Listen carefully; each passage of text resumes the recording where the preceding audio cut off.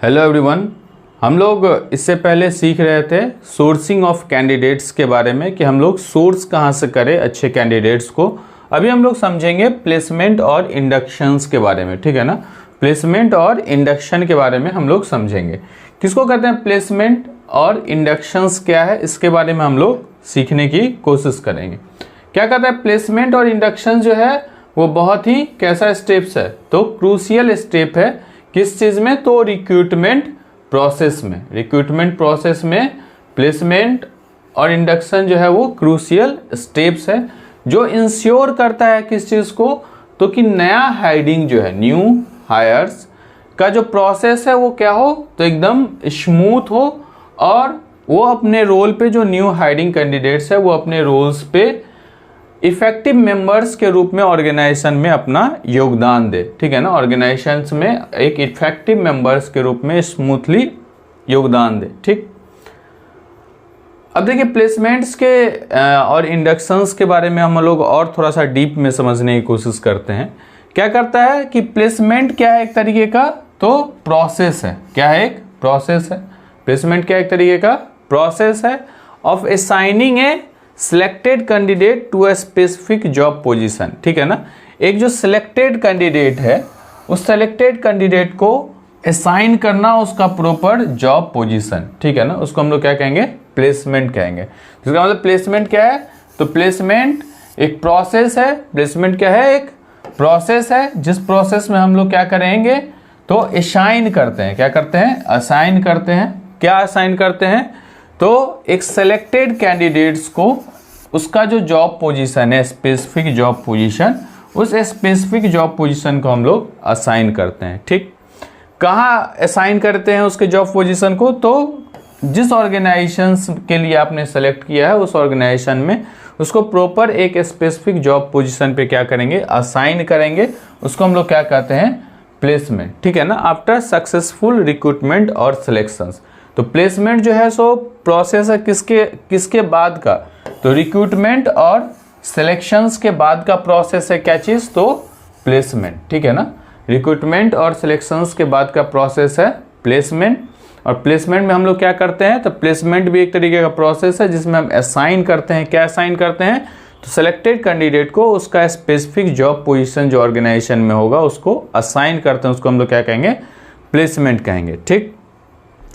अब इससे आगे थोड़ा सा और समझते हैं कि क्या क्या स्टेप्स है। तो सबसे पहला जो स्टेप्स है वो है जॉब ऑफर एक्सेप्टेंस। जैसे आप किसी को जॉब ऑफर कर रहे हैं, तो जैसे सेलेक्ट कर रहे हैं तो आप उसको जॉब ऑफर कीजिएगा। जॉब ऑफर कीजिएगा तो उसको क्या करेगा, एक्सेप्ट करेगा या नहीं भी कर सकता है, ऐसा कुछ जरूरी नहीं कि एक्सेप्ट ही करे। जब जॉब ऑफर को, इसका स्टेप्स हम लोग समझते हैं प्लेसमेंट का। अगर कोई कैंडिडेट जॉब ऑफर को एक्सेप्ट कर रहा है तो उसके बाद क्या करेंगे, हम लोग उसका डॉक्यूमेंटेशन करेंगे, ठीक है ना। उसके डॉक्यूमेंट्स की आप जांच करेंगे, वेरीफाई करेंगे। उसके बाद उसको जो रोल्स के लिए है तो उस रोल्स को असाइन करेंगे। उसके बाद उससे कम्युनिकेशंस करेंगे और उनके लिए जो सेटअप होगा उस सेटअप को बना करके रखेंगे, ठीक है ना।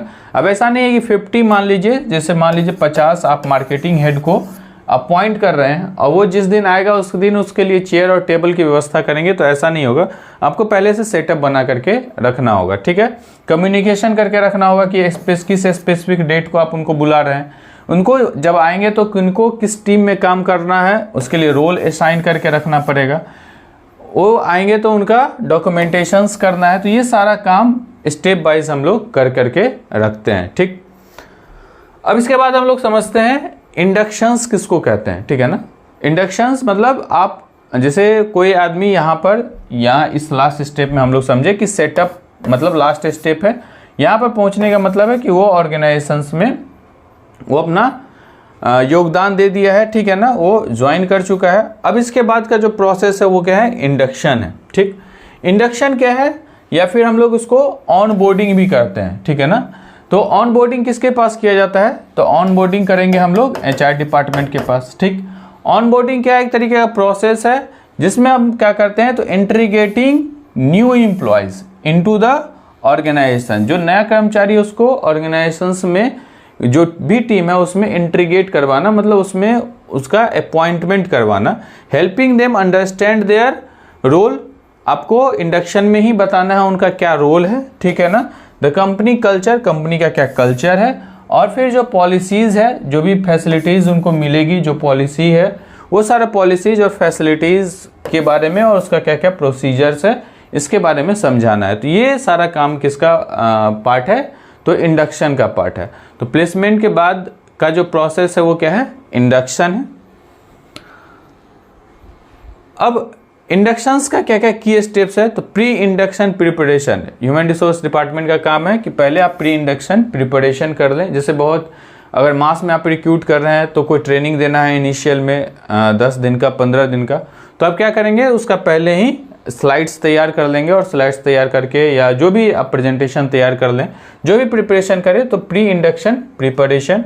उसके बाद ओरिएंटेशन प्रोग्राम, जैसे आपको अगर टीममेट से मिलवाना है या फिर जो टॉप मैनेजमेंट का पोजीशन है उनसे मिलवाना है, तो उसके लिए भी ओरिएंटेशन प्रोग्राम आप अरेंज करके रख लें। उसका ट्रेनिंग और डेवलपमेंट, जितने दिन का भी आप ट्रेनिंग देना चाहते हैं, इनिशियल में 10 दिन 15 दिन 10 से 15 दिन जितने भी दिन का देना चाहते हैं, जैसा आप जॉब रोल है उस अनुसार, तो उसके लिए ट्रेनिंग और डेवलपमेंट का जो प्रोग्राम है उसको आप प्रिपेयर करके रखें।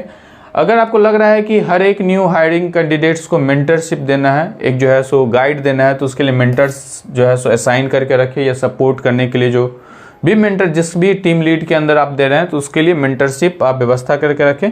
और इंटीग्रेशन इनटू द टीम, आप उनको टीम में क्या करें, तो इंटीग्रेट करवाएं। तो ये पूरा प्रोसेस जो है उसको हम लोग कहते हैं इंडक्शन। ठीक, तो हम लोगों ने समझा प्लेसमेंट के बारे में और इंडक्शन के बारे में कि प्लेसमेंट के लिए क्या क्या की स्टेप्स है और फिर इंडक्शन के लिए क्या क्या की स्टेप्स है। ठीक, उसके बाद फिर है फीडबैक मैकेनिज्म। आप कैंडिडेट से ये पूछें भी कि क्या क्या कैसा चल रहा है, नहीं चल रहा है। उसके बाद उनके परफॉर्मेंस और गोल्स का भी ध्यान रखें। इनफैक्ट फीडबैक मैकेनिज्म में ये है कि आप कैंडिडेट का भी फीडबैक लें, किससे, तो उसके जो टीम लीड है उनसे आप कैंडिडेट का भी फीडबैक ले सकते हैं, और फिर परफॉर्मेंस गोल्स का जो चार्ट है उस चार्ट पे उनको समझाने की कोशिश करें कि आप कहाँ हैं, किस तरीके से चल रहे हैं। तो ये सारा कुछ आप लोग समझा सकते हैं। तो ये कहानी है किसका, इंडक्शंस का। ठीक है, अब बेनिफिट्स क्या है आखिर प्लेसमेंट और इंडक्शंस का, ठीक है ना, क्यों हम लोग इसको समझ रहे हैं। तो बेनिफिट है, इससे क्या होगा, इंक्रीज रिटेंशन। रिटेंशन होता है कि कोई भी एम्प्लॉय जो है सो अगर ऑर्गेनाइजेशन में स्टार्ट कर रहा है काम करना, या फिर ऑर्गेनाइजेशन में जो है सो अपना योगदान दे रहा है, तो ऐसा ना हो कि जो है सो 2 महीना के बाद वो कहीं निकल जाए, 3 महीना के बाद कहीं निकल जाए। तो इस चीज़ से बचने के लिए ये ज़रूरी है कि इंक्रीज करने के लिए, रिटेंशन को इंक्रीज करने के लिए आप प्रॉपर प्लेसमेंट के साथ प्रॉपर इंडक्शन भी करवाएं, जिससे इन जो रिटेंशन का रेट है वो क्या होगा, तो इनके मतलब ऐसा नहीं होगा कि कर्मचारी छोड़ करके भाग जाए। ठीक है ना, छोड़ करके भागे नहीं, उनको आप पकड़ करके रखें। पकड़ करके रखने का मतलब ये है कि ऑर्गेनाइजेशन से वो बॉन्डेड रहे, उनको ऐसा नहीं लगे कि हाँ ठीक है यहाँ मन नहीं लग रहा है इस तरीके का, ऐसा कुछ नहीं।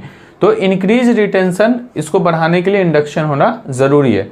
फास्टर प्रोडक्टिविटी, जितना जल्दी अगर कोई भी लोग किसी भी जॉब रोल पे काम करना स्टार्ट करता है, वो जितना जल्दी टीम के साथ क्या होगा, इंगेज हो जाएगा, घुल मिल जाएगा, तो उतना जल्दी वो क्या करेगा, तो ऑर्गेनाइजेशन के लिए ही तो काम करने के लिए आया, तो प्रोडक्टिविटी उसका क्या होगा, इंक्रीज होगा।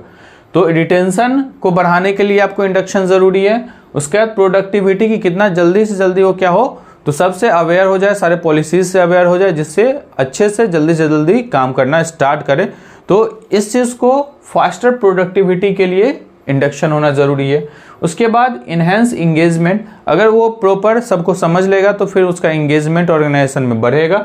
उसके बाद स्ट्रॉन्ग टीम डायनामिक्स, अच्छा एक टीम बनाएगा। तो ये 4 पॉइंट है कि क्यों इंडक्शंस या फिर जो प्लेसमेंट के बाद जो इंडक्शंस हम लोग करवाते हैं वो क्यों करवाते हैं। Bye focusing on both placement and induction, दोनों तरफ पे दोनों चीज़ों पे फोकस करना, प्लेसमेंट पे भी और इंडक्शन पे भी, जिससे क्या होगा कि organisation can create a supportive environment. ऐसा लगे कैंडिडेट को कि ऑर्गेनाइजेशन जो है वो काफ़ी क्या है, तो सपोर्टिव इन्वायरमेंट का ऑर्गेनाइजेशन है, और that sets new employees for success, और नए कर्मचारी को इससे क्या मिलेगा, तो सफलता मिलने की उम्मीद है, और उसको लगेगा कि हाँ ठीक है यहाँ हम सेट हो सकते हैं, कोई दिक्कत नहीं है।